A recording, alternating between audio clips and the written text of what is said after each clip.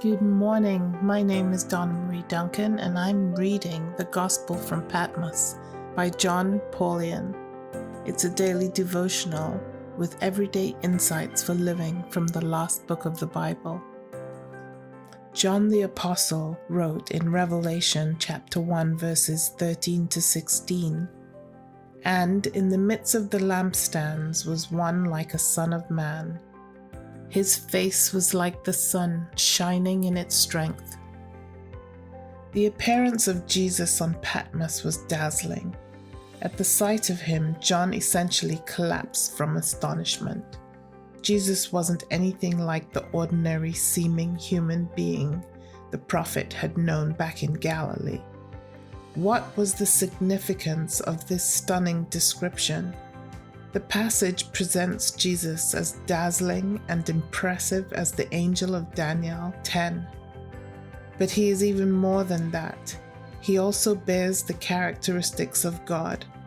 The hair like wool, the comparison with snow, the flaming fire are characteristics of the Ancient of Days himself in Daniel 7:9. When he calls himself the first and the last, without question, Jesus comes to John as the God of the Old Testament. Jesus is truly a star in every sense of the word. I am reminded by Ben Stein's last column. He got tired of reporting on Hollywood stars when it seemed there were more important things to be excited about. Here are his own words. "I no longer think Hollywood stars are terribly important. They are uniformly pleasant, friendly people, and they treat me better than I deserve to be treated. But how can a man or a woman who makes an 8-figure wage and lives in insane luxury really be a star in today's world? If by a star we mean someone bright and powerful and attractive as a role model.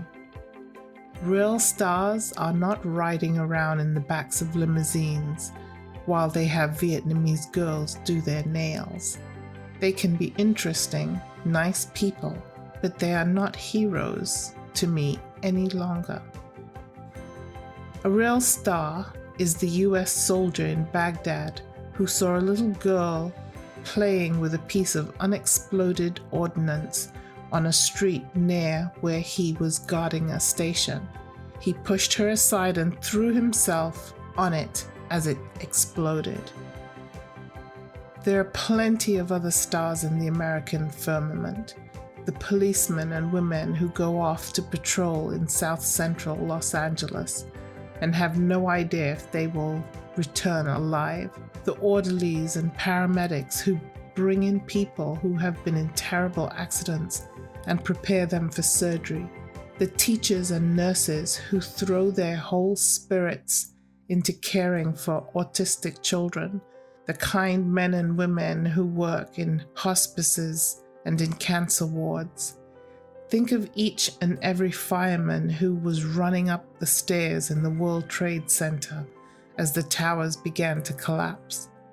Now you have my idea of a real hero. God is real, not a fiction. We make ourselves sane when we fire ourselves as the directors of the movie of our lives and turn the power over to Him.